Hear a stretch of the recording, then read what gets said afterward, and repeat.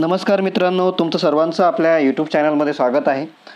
आज आपण स्थापत्य अभियांत्रिकी सहाय्यकचा जिल्हा परिषद अभ्यासक्रमानुसार जो सिरीज सुरू केलेली आहे त्यातला आज आपला 6वा टॉपिक आहे स्ट्रक्चरल स्टील. स्ट्रक्चरल स्टीलवरती आपण आज काय करणार आहोत, 6वा टॉपिक घेणार आहोत स्ट्रक्चरल स्टील वर्कवरती. स्ट्रक्चरल स्टील आणि त्याच्यानंतर आपण याच्यामध्येच RCC सुद्धा ॲडजस्ट केलेलं आहे, RCC सुद्धा घेतलेलं आहे.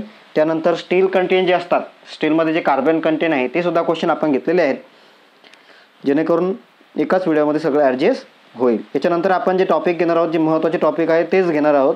पटकन आपल्याला कव्हर करणं महत्त्वाचं आहे, कारण परीक्षेची तारीख कधीही जाहीर होऊ शकते.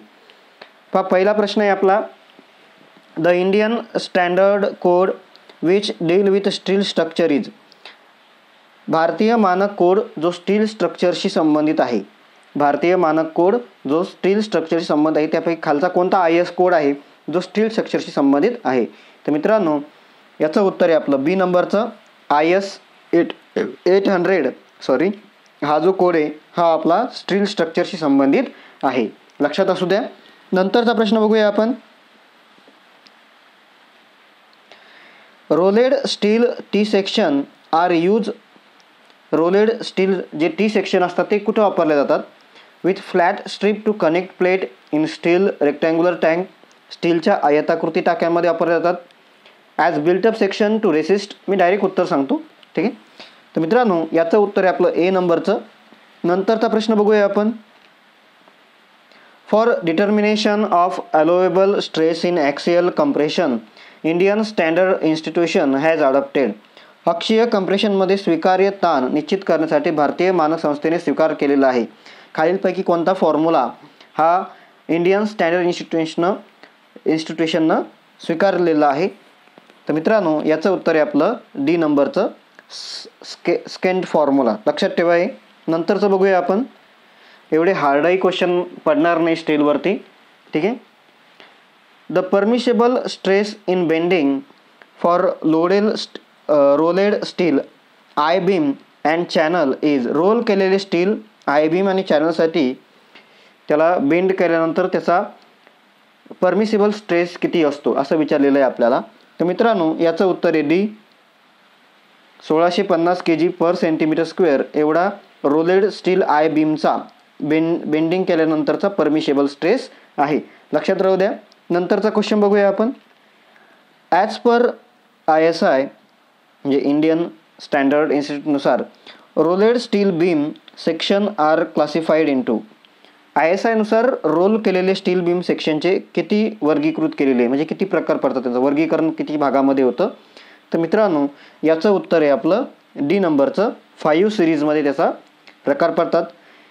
महत्त्वाचे जे प्रश्न आहे ना ते मधातपासून सुरू होतात, लक्षात ठेवा. मी सांगणार नाही कुठून सुरू होतात. तुम्ही काय करता, फक्त पहिले प्रश्न पाहता, 5-6 मिनटं व्हिडिओ पाहता आणि सोडून देता. तर मी जे महत्त्वाचे क्वेश्चन आहे ना ते मधात घेतलेले आहे बरोबर. तर तुम्हाला पूर्ण व्हिडिओ बघावा लागेल, तरच तुम्हाला या व्हिडिओचा फायदा होईल, हे लक्षात ठेवा. नंतरचा प्रश्न बघूया आपण. सगळेच प्रश्न महत्त्वाचे आहेत, पण जे इम्पॉर्टंट आहे, मला जे महत्त्वाचे वाटतात ते मधातून सुरू होतात, लक्षात ठेवा. The tensile strength of mild steel for bolt and nut should not be less than. Bolt आणि नटांसाठी सौम्य स्टील म्हणजे जे नरम पोलाद असतं त्याची टेन्साईल स्ट्रेस कितीपेक्षा कमी नसावी? तर मित्रांनो याचं उत्तर आहे आपलं डी 44 kg/cm² पेक्षा कमी नसावी. Next, scanned formula for direct stress in compression is applicable only for slenderness ratio up to. कम्प्रेशनमध्ये थेट ताणासाठी जो सेकंड फॉर्म्युला आहे तो किती स्लेंडरनेस गुणोत्तरासाठी लागू आहे? तर मित्रांनो याचं उत्तर आहे आपलं सी 140 स्लेंडरनेस रेशोसाठी आपल्याला सेकंड फॉर्म्युला लागू आहे. नेक्स्ट क्वेश्चन बघूया आपण. Is a member supporting roof in a building. इमारतीतील छताला आधार देणारा जो मेंबर असतो, इथं सदस्य झालं, जो मेंबर असतो त्याला काय म्हणतात? इमारतीच्या छताला आधार देणारा जो रूफमध्ये जो सपोर्टिंग मेंबर असतो त्याला काय म्हणतात असं विचारलेलं आहे. तर मित्रांनो त्याला म्हणलं जातं जॉईस्ट असं म्हणतात, हे लक्षात ठेवा. नेक्स्ट क्वेश्चन बघूया आपण. थोडी नॉईज वगैरे आली तर थोडं ॲडजस्ट करा, सध्या पाऊस चालू आहे बाहेर. Is a major floor beam in building इमारतीतील एक प्रमुख मजला बीम आहे. खालीलपैकी अशी कोणती गोष्ट आहे is a major floor beam in building? तर मित्रांनो याचं उत्तर आहे बी, ग्रीडर. नंतरचा प्रश्न बघूया आपण. In tension member in roof truss, हे छतावरील ट्रसमधील तणाव मेंबर आहे. टेन्शन मेंबर, रूफ ट्रसमधला टेन्शन मेंबर कशाला म्हणतात? तर मित्रांनो ते आहे टाय. लक्षात ठेवा, हे टर्म आपल्याला दिलेलं आहे सिलेबसला. नंतरचं बघूया आपण. Is a member supporting purlin, पर्लिनला सपोर्ट करणारा कोणता मेंबर आहे खालचा? खाली दिलेल्या ऑप्शनमधला. तर मित्रांनो डी नंबरचा राफ्टर हा पर्लिनला सपोर्ट करणारा मेंबर आहे. लक्षात राहू द्या. नंतरचा प्रश्न बघूया आपण. रिवेट्स आर मेड ऑफ, काय म्हणतात? रिवेट्स आर मेड ऑफ,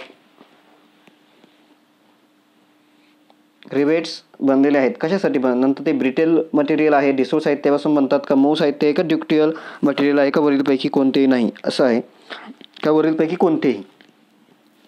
तर मित्रांनो याचं उत्तर आहे आपलं सी नंबरचं, हे लवचिक साहित्य आहे, ड्युक्टियल मटेरियल्स आहे. लक्षात ठेवा. नंतरचा क्वेश्चन घेऊया आपण. Which of the following is added to steel to increase resistance to corrosion? गंज प्रतिकार वाढवण्यासाठी म्हणजे steel to increase resistance to corrosion खालीलपैकी कोणते स्टीलमध्ये जोडले जाते म्हणजे स्टीलमध्ये वापरतात? तर मित्रांनो याचं उत्तर आहे आपलं ए, कॉपर वापरतात. लक्षात ठेवा. नंतर बघूया आपण. Which of the following is the property of high carbon steel? उच्च कार्बन स्टीलचा गुणधर्म खालीलपैकी कोणता आहे?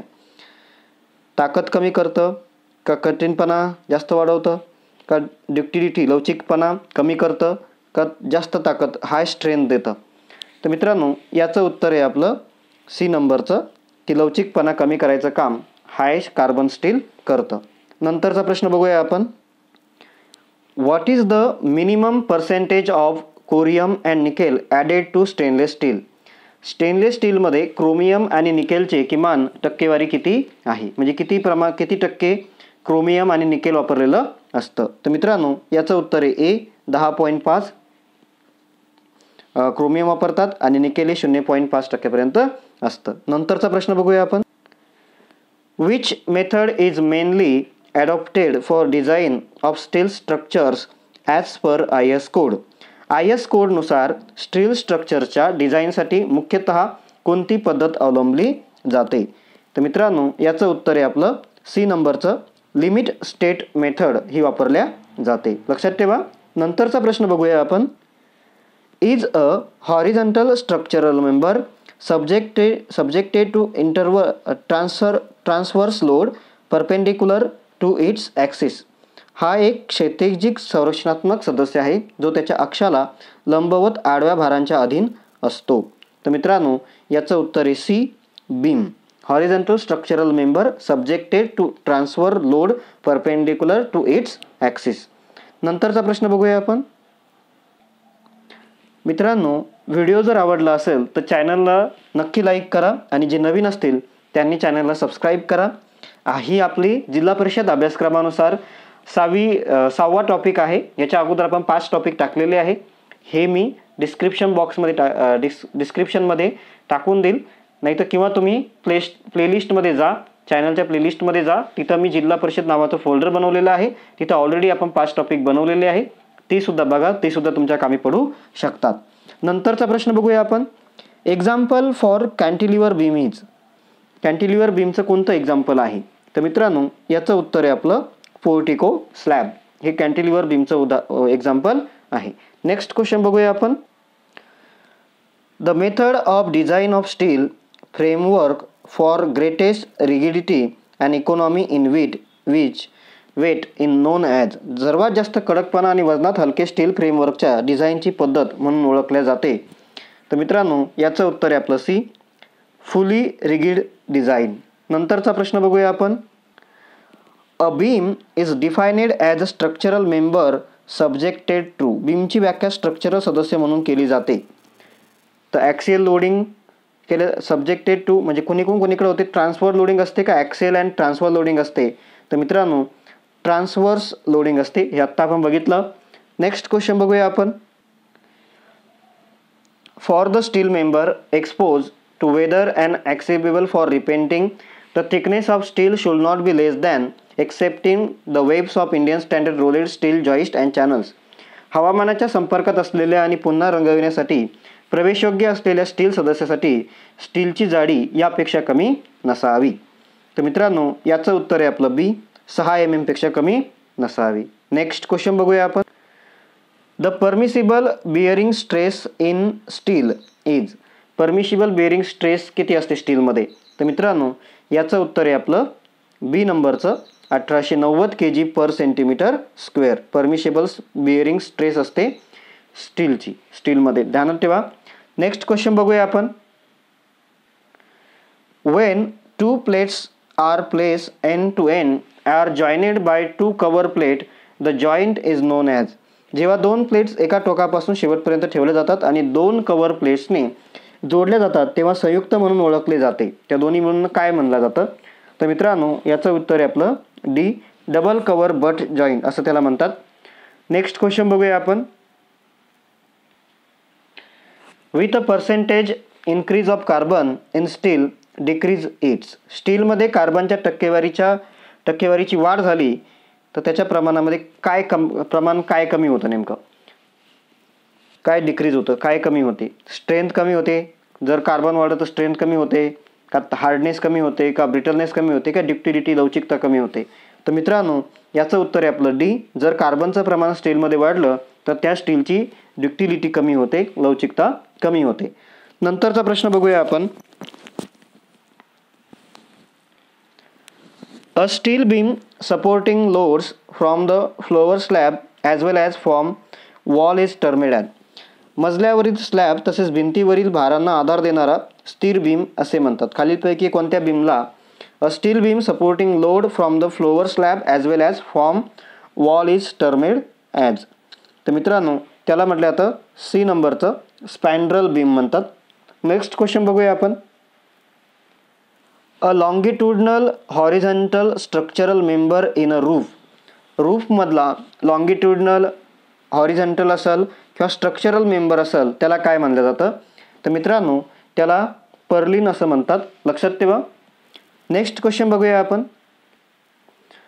Which of the following method is best for the design of steel structure.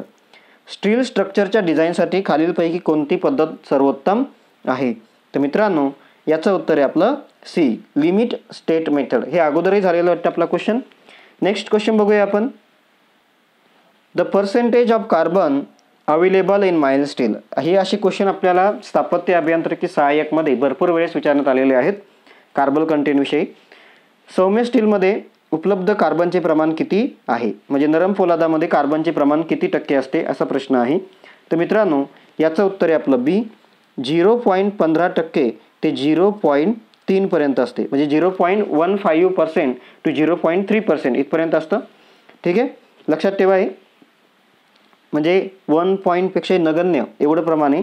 तर 0.15% टू 0.3% एवढं माइल्ड स्टीलमधलं कार्बनचं प्रमाण आहे, ध्यानात ठेवा. नंतरचा प्रश्न बघूया आपण. माझ्या मतानुसार स्ट्रक्चरल स्टील डिझाईन एवढं याच्यावरती फोकस केल्यापेक्षा हे जे क्वेश्चन आतापासून सुरू झालेले नाही याच्यावरती जास्त फोकस करा. जास्तीत जास्त वेळेस याच्यावरतीच प्रश्न विचारलेले आहे. बघूया आपण. Percentage of carbon content in mild steel. कधी कधी असा सुद्धा क्वेश्चन पडू शकतो. Less than 0.25%, between 0.7 and 1.5%, between 0.25 and 0.7%, greater than 1.5. तर माइल्ड स्टीलमध्ये कार्बन कंटेंट किती टक्केपेक्षा असतं? तर मित्रांनो याचं उत्तर आहे आपलं ए नंबरचं, लेस दॅन 0.25% पेक्षा सुद्धा कमी असतं. तसं 0.3 म्हणतात पण त्याच्यापेक्षा सुद्धा कमी आहे, ऑप्शनमध्ये नाही, त्याच्यामुळे आपलं 0.25 हे उत्तर बरोबर आहे, लक्षात ठेवा. नंतर प्रश्न बघूया आपण. Steel containing up to 0.15% carbon is known as. आत्ताच बघितलं आपण. या प्रश्नाचं उत्तर तुम्ही कमेंट बॉक्समध्ये सांगा. ज्याच्यामध्ये 0.15% पर्यंत कार्बन असलेले स्टील असतं त्या स्टीलला काय म्हणतात? माइल्ड स्टील म्हणतात का, डेड माइल्ड स्टील म्हणतात का, मीडियम कार्बन स्टील म्हणतात का, हाय कार्बन स्टील म्हणतात? कमेंट बॉक्समध्ये उत्तर द्या की 0.15% ज्याच्यामध्ये कार्बन असतं त्या स्टीलला काय म्हणतात, कमेंट करा. ठीक आहे. नंतरचा प्रश्न बघूया आपण. Mild steel is a type of steel. Mild steel नरम पोलाद जे असतं हा कोणत्या स्टीलचा एक प्रकार आहे. त्याच्यामध्ये मीडियम कार्बनचा, लो कार्बनचा, नो कार्बनचा का हाय कार्बन, म्हणजे ज्याच्यामध्ये प्रमाण जे असतं कार्बनचं ते जास्त असतं का माइल्ड स्टीलमध्ये. तर मित्रांनो याचं उत्तर आहे आपलं बी. त्याच्यामध्ये लो कार्बन असतं. लक्षात ठेवा, बी नंबरचं उत्तर आहे आपलं. नंतरचा प्रश्न बघूया आपण. The carbon content of medium carbon steel is about. मध्य कार्बन स्टीलमध्ये कार्बनचं प्रमाण किती असतं असं विचारलेलं आहे. जे मीडियम कार्बन असतं माइल्ड स्टील सगळ्यात लो कार्बन, नंतर मीडियम कार्बन ज्याला म्हणतो आपण कार्बन स्टील म्हणतो, त्याच्यामध्ये कार्बनचं प्रमाण किती असतं. तर मित्रांनो त्याचं उत्तर आहे आपलं बी. 0.25% तर 0.60% पर्यंत मीडियम कार्बन स्टीलमध्ये प्रमाण असतं. नंतरचा प्रश्न बघूया आपण. 25 mm व्यासाच्या लोखंडी बारचे प्रतिमीटर वजन किती आहे. 25 mm व्यासाचा जे लोखंडी बार असतो, हे सगळे जे टॉपिक हे RCC मधले आहे. आपल्यानंतर टॉपिक आहे RCCचा, त्या टॉपिकमध्ये आपण घेतलेले आहे. स्ट्रक्चरल स्टील ज्यांवरती मी जास्त प्रश्न बनवलेले नाही, RCC मधला टॉपिक आहे. त्याच्यामध्ये आपल्याला हा टॉपिक आहे की बारचं वेट आणि लेंथ सांगितलेलं आहे. जर 25 mm व्यासाचा लोखंडी बार असेल तर त्याचं प्रतिमीटर वजन किती असतं असा प्रश्न आहे. तर मित्रांनो याचं उत्तर आहे आपलं सी नंबरचं 3.852 किलोग्रॅम एवढं त्याचं 25 mm व्यासाच्या लोखंडी बारचं 1 मीटरचं वजन असतं. लक्षात ठेवा. याला काढायची एक पद्धत आहे, याचा एक फॉर्म्युला आहे. d² म्हणजे जो d म्हणजे डायमेन्शन, बारचा जो व्यास आहे त्याचं, आणि त्याला 162 काय करायचं, डिवाइड करायचं. जे आन्सर येईल ते आपलं उत्तर असतं. d² d म्हणजे डायमेन्शन. हे जसं 25 mm दिलेलं आहे ना आपल्याला 25, तर 25चा वर्ग घ्यायचा आहे, स्क्वेअर घ्यायचा आहे. 25चा स्क्वेअर 625 आहे आणि त्याला डिवाइड करायचं 162 तर आपल्याला उत्तर मिळून जातं. तर लक्षात ठेवा हे असा एक फॉर्म्युला दिलेला आहे आपल्याला. नेक्स्ट क्वेश्चन बघूया आपण. 20 mm व्यासाच्या बारचे प्रतिमीटर वजन किती आहे. 20 mm व्यासाच्या बारचे प्रतिमीटर वजन किती आहे. हे सगळे पाठ करून टाका क्वेश्चन. तर त्याचं उत्तर आहे आपलं सी नंबरचं 2.47 kg एवढं 20 mm व्यासाच्या 1 मीटर बारचं वजन आहे. नंतरचा प्रश्न बघूया आपण. 22 mm व्यासाच्या बारचे प्रतिमीटर वजन किती आहे. 22 mm व्यासाच्या बारचे प्रतिमीटर वजन किती आहे. हे बघा इथं फॉर्म्युला आपण तयार केलेला होता. तर 22 mm व्यासाच्या बारचे प्रतिमीटर वजन आहे मित्रांनो डी नंबरचं 2.98 kg एवढं त्याचं 22 mm व्यासाच्या बारचं वजन असतं. नंतरचा प्रश्न बघूया आपण. What is the weight in kg per metre length of 12 mm diameter. 12 mm व्यास असलेल्या लोखंडी बारच्या स्टीलचं वजन किती आहे. तर मित्रांनो याचं उत्तर आहे आपलं बी नंबरचं 0.89 एवढं त्याचं वजन असतं. लक्षात ठेवा. नंतरचा प्रश्न बघूया आपण. 12 mm व्यासाच्या स्टील बारसाठी प्रति मीटर लांबीचे वजन किती आहे. तर मित्रांनो याचं उत्तर आत्ता घेतलं वाटतंपर्यंत. तर मित्रांनो 1.58 किलो म्हणजे 1 किलो आणि वरती 580 ग्रॅम एवढं त्याचं वजन असतं 12 mm व्यासाच्या स्टील बारसाठी. लक्षात ठेवा. नंतरचा प्रश्न बघूया आपण. हे किलोमध्ये विचारलेलं आहे. हा क्वेश्चन थोडा टॉपिक आहे, ठीक आहे, थोडं लक्षात ठेवा आहे. नंतरचा प्रश्न बघूया आपण. पहा 6 mm जर असेल तर 0.22 वेट हे kg मध्ये दिलेलं आहे. 8 mm 0.39, 10 mm 0.62, 12 mm 0.88 किंवा 0.89 असतं. ते वरती जे 37वा प्रश्न आहे ना, एक मिनटं, इथं हे चुकून 12 mm झालेलं आहे. इथं हे 16 mm आहे.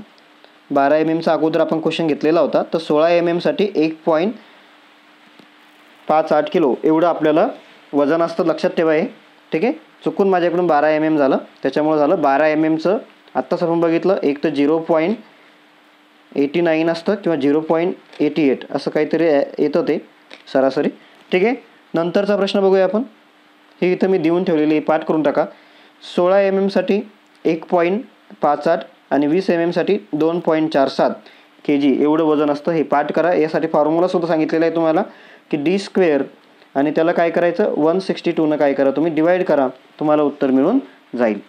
डी स्क्वेअर म्हणजे जे व्यास जे आपल्याला एम एममध्ये जे दिलेलं आहे 6 mm म्हणलं की 6चा वर्ग किंवा स्क्वेअर घ्यायचा आहे. नंतरचा प्रश्न बघूया आपण. हाय टेन्शन स्टीलमध्ये कार्बनचे प्रमाण किती असते?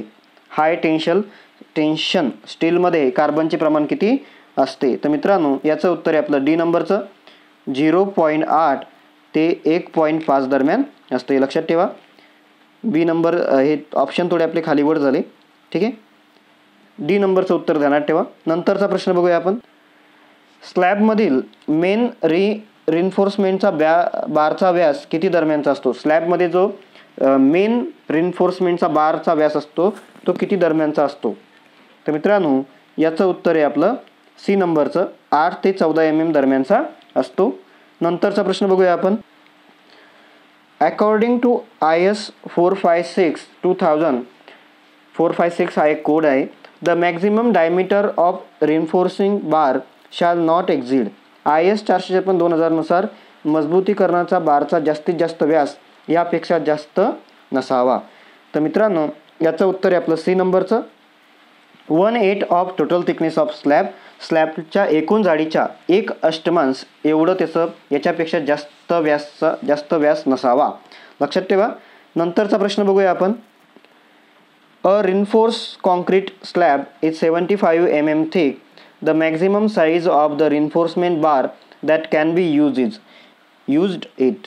एक प्रबलित कॉन्क्रीट स्लॅबची 25 mm जाडीचा आहे. तर त्याच्यामध्ये कोणता रिइन्फोर्समेंट वापरल्या जाणाऱ्या रिइन्फोर्समेंट कॉन्क्रीट स्लॅबसाठी आपल्याला किती mm बार वापरावा लागेल, त्याची जास्तीत जास्त साईज किती असं घ्यावी लागेल?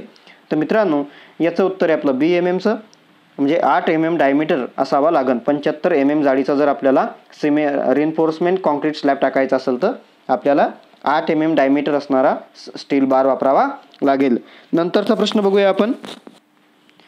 What is the maximum diameter of main reinforcement used in the slab of overall thickness 160 mm as per IS code 456/2000. एकूण स्लॅबमध्ये वापरलेल्या मुख्य मजबूतीकरणाचा जास्तीत जास्त व्यास किती आहे? IS 456/2000 नुसार 160 mm जाडी असणारा, हे थोडंसं मागं पुढं झालं, 160 mm जाडी असणारा आपल्याला काय करायचं आहे स्लॅब टाकायचा आहे. तर त्यामध्ये किती mm बार आपल्याला वापरावं लागेल? तर मित्रांनो याचं उत्तर आहे आपलं डी नंबरचं 20 mm. आपण बघितलं की स्लॅबच्या जाडीच्या 1/8 म्हणजे 1.88 एवढं घ्यावं लागतं. म्हणजे इथं 160 mm म्हणलेलं आहे, तर 160ला जर आपण 8ने डिवाइड केलं किंवा 8ने भागलं याला तर उत्तर काय येईल आपलं 20 येईल. बरोबर. तर 20 mmचा बार आपल्याला वापरावा लागेल. नंतरचा प्रश्न बघूया आपण. एक थंब रूल ध्यानात ठेवा. RCC स्ट्रक्चरसाठी 1 ते 4%, कॉलमसाठी 2 ते 4%, फुटिंगसाठी 0.5%, स्लॅबसाठी 1 ते 1.5% एवढं असतं. नंतरचा प्रश्न बघूया आपण. हा प्रश्न राहिलेला होता. For 1 cubic meter of RCC beam approximately quantity of steel reinforcement may be taken as. For 1 cubic meter of RCC beam 1 घनमीटर RCC बीमसाठी अंदाजे किती टक्के प्रमाणात स्टील म्हणून घेतले जाऊ शकते? जर आपल्याला 1 घनमीटर RCC बीम टाकायचं असेल तर किती स्टील लागेल असं विचारलेलं आहे. तर मित्रांनो याचं उत्तर आहे आपलं ए नंबरचं 1 ते 2% लागेल. त्याच्यासाठीच आपण तो थंब रूल बघितला. तर RCC स्ट्रक्चर असेल तर 1 ते 4% लागतं आपल्याला स्टील, कॉलम असेल तर 2 ते 4% लागतं, फुटिंग असेल तर 0.5 ते 1 आणि स्लॅब असेल तर 1 ते 1.5 पर्यंत लागतं. लक्षात ठेवा. नेक्स्ट क्वेश्चन बघूया आपण. 1 cubic meter of mild steel weight about. 1 cubic meter जर आपण माइल्ड स्टील घेतलं त्याचं वजन किती असतं? 1 cubic meterमध्ये माइल्ड स्टीलचं वजन किती असतं? तर मित्रांनो याचं उत्तर आहे आपलं सी नंबरचं 7850 kg एवढं ते माइल्ड स्टीलचं वजन असतं. नंतरचा प्रश्न बघूया आपण. According to IS 800, the modulus of elasticity of steel, irrespective of its grade, may be taken as. IS 800 नुसार स्टीलच्या लवचिकतेचे मॉड्युलस त्याची श्रेणी विचारात न घेता म्हणून घेतले जाऊ शकते. तर मित्रांनो याचं उत्तर आहे आपलं ए नंबरचं 200 GPa. असे प्रश्न तर आपल्याला विचारणार नाही. हे जेई वगैरे ला विचारू शकतात, कनिष्ठ अभियंता वगैरे. नंतरचा प्रश्न बघूया आपण. According to IS 800-2007 the modulus of elasticity of structural steel irrespective of its grade may be taken as. किंवा प्रश्न असा पडू शकतो, IS 800-2007 नुसार स्ट्रक्चरल स्टीलच्या लवचिकतेचे मॉड्युलस त्याच्या ग्रेडपेक्षा जर जास्त झाले तर त्याचं काय असतं नेमकं, मॉड्युलस ऑफ इलेस्टिसिटी किती आहे. तर मित्रांनो याचं उत्तर आहे आपलं डी नंबरचं 2 हे जे 2 × 10 न्यूटन पर mm² असं म्हणतात त्याला, MPa आहे. ठीक आहे, न्यूटन आणि ते सारखंच. ठीक आहे, नंतरचा प्रश्न बघूया आपण. जे स्टार घेतलेले ते इंडेक्स किंवा पॉवर आहे, लक्षात ठेवा, म्हणजे तेवढी पॉवर घ्यायची. Which of the following is use to protect the steel from rusting. स्टीलला गंजण्यापासून वाचवण्यासाठी खालीलपैकी कशाचा वापर केला जातो. तर मित्रांनो याचं उत्तर आहे आपलं ए नंबरचं, झिंकचा वापर करतात. नंतरचा प्रश्न बघूया आपण. Which metal is used in the galvanization of iron. लोहाच्या गॅल्वेनायझेशनमध्ये कोणता धातू वापरला जातो. तर मित्रांनो याचं उत्तर आहे आपलं बी, झिंक वापरलं जातं गॅल्वेनायझेशन ऑफ आयरनसाठी. नंतरचा प्रश्न बघूया. हे जीकेचा क्वेश्चन आहे समजा, ॲक्च्युअल पण पडू शकतो आपल्याला एखाद्या वेळेस. The density of steel may be taken as. स्टीलची घनता किती घेतली जाऊ शकते. 78.5 quintal per cubic metre, 7.85 quintal per square metre, का 78.5 क्विंटल पर स्क्वेअर मीटर, का 7.85 क्विंटल पर क्युबिक मीटर. तर मित्रांनो याचं उत्तर आहे आपलं 7 म्हणजे ए नंबरचं. सॉरी हे झालं, 1 मिनटं मी इरेज करतो याला.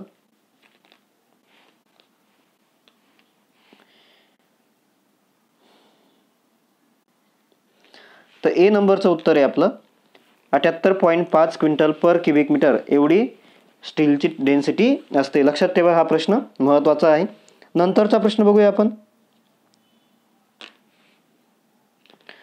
Which of the following alloy of iron and carbon has the highest yield strength. खालीलपैकी कोणतं हे आहे, लोह आणि कार्बनच्या खालीलपैकी कोणत्या मिश्र धातूची उत्पादन शक्ती सर्वात जास्त आहे. म्हणजे खालील जे आपल्याला कार्बन स्टीलचे प्रकार दिलेले आहे त्यामध्ये हायेस्ट यील्ड स्ट्रेंथ कोणत्या कार्बनची आहे असा प्रश्न आहे. बघूया. तर हे आहे आपलं डी नंबरचं हाय कार्बन स्टील. याची जी हायेस्ट यील्ड स्ट्रेंथ असते, सर्वात जास्त उत्पादन शक्ती असते, लक्षात ठेवा. नंतरचा प्रश्न बघूया आपण. As a percentage of carbon increase in steel it's decrease. जर स्टीलमध्ये जर कार्बनचं टक्केवारी वाढले तर काय कमी होतं. हा प्रश्न याच्या अगोदरही आपला झालेला आहे. तर याचं उत्तर तुम्ही कमेंट बॉक्समध्ये सांगा, कमेंट करा याचं कमेंटमध्ये उत्तर द्या की स्टीलमध्ये जर कार्बन वाढलं तर काय कमी होतं. नंतरचा प्रश्न बघूया आपण. Tensile strength of mild steel is. नरम पोलादाची टेन्साईल स्ट्रेंथ किती असते असा प्रश्न आहे, किती दरम्यान असते समजा. तर मित्रांनो याचं उत्तर आहे आपलं सी नंबरचं 4200 ते 5400 kg/cm² एवढी टेन्साईल स्ट्रेंथ असते आपली माइल्ड स्टीलची. विचारलेलं माइल्ड स्टीलची आहे, लक्षात ठेवा. नेक्स्ट क्वेश्चन बघूया आपण. Melting point of mild steel. Mild steel किती डिग्री सेल्सिअसपर्यंत तापवल्यानंतर ते वितळायला लागतं. तर मित्रांनो याचं उत्तर आहे आपलं बी 1400 डिग्री सेल्सिअसपर्यंत. जर आपण माइल्ड स्टील नरम पोलादाला जर वितळवायचा प्रयत्न केला तर 1400 डिग्री सेल्सिअसपर्यंत ते वितळू शकतं. 1400 डिग्री सेल्सिअसपर्यंत आपल्याला एक प्रश्न होता सिमेंटबद्दल सुद्धा होता की सिमेंटमधले जे घटक असतात ते किती डिग्री सेल्सिअसपर्यंत बर्न होऊ शकतात, जळू शकतात, भाजल्या जाऊ शकतात. तर ते 1400 डिग्री सेल्सिअसपर्यंत त्यात सुद्धा उत्तर होतं. नंतरचा प्रश्न बघूया आपण. Which of the following form of iron is obtained after smelting of calcined or in the blast furnace. एक धातू आहे कॅल्सिनेड ऑर्म नावाचा, त्याला जर आपण वितळायचा प्रयत्न केला तर त्यामधून कोणता आपल्याला आयरन भेटतं, कोणतं आयरन भेटतं असा प्रश्न आहे. तर मित्रांनो याचं उत्तर आहे आपलं बी नंबरचं पिग आयरन भेटतं.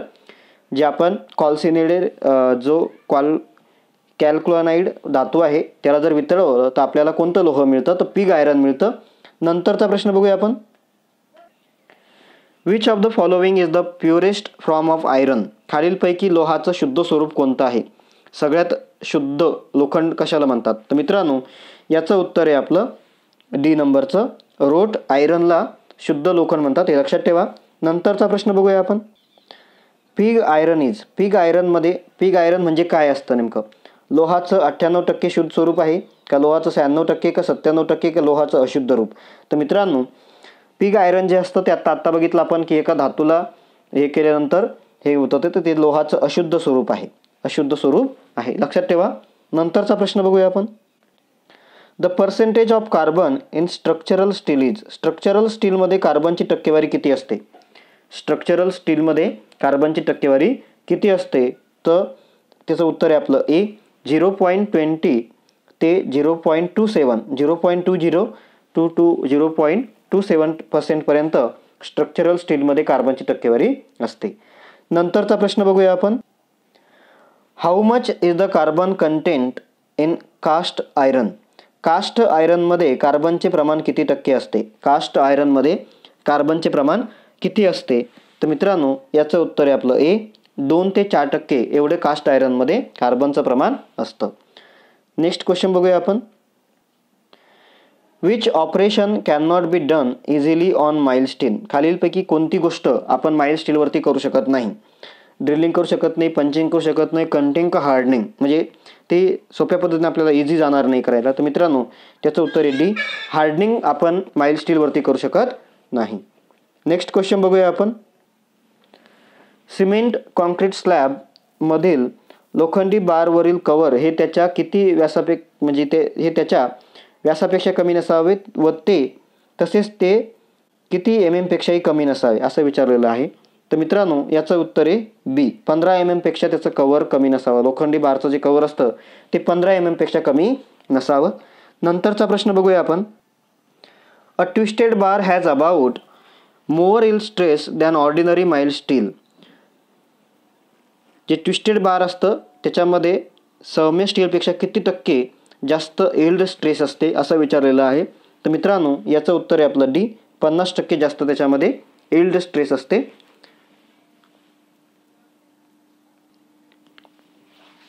ठीक आहे मित्रांनो, व्हिडिओ आवडल्यास चॅनलला लाईक करा आणि सबस्क्राईबसुद्धा करा. आता याच्यानंतर आपण काय करणार आहोत, जे महत्त्वाचे टॉपिक आहे ते आपण अगोदर घेणार आहोत. नंतर आपल्याला टाईम मिळाला तर आपण बाकीचे टॉपिक घेणार आहोत. आता याच्यानंतर आपण अंदाजपत्रकावरती पहिले बनवूया आणि त्याच्यानंतर बाकीचे टॉपिक घेऊया, कारण अंदाजपत्रक आपल्यासाठी महत्त्वाचं आहे. अंदाजपत्रक असतं किंवा टेंडर असेल, एस्टिमेट असेल, हे आणि डॉमेस्टिक युसेज हे आपल्याला महत्त्वाचे टॉपिक आहे. ते आपण अगोदर कव्हर करूया जसा वेळ मिळेल तसा. ठीक आहे, चालेल. व्हिडिओ आवडल्यास चॅनलला लाईक करा, सबस्क्राईब करा.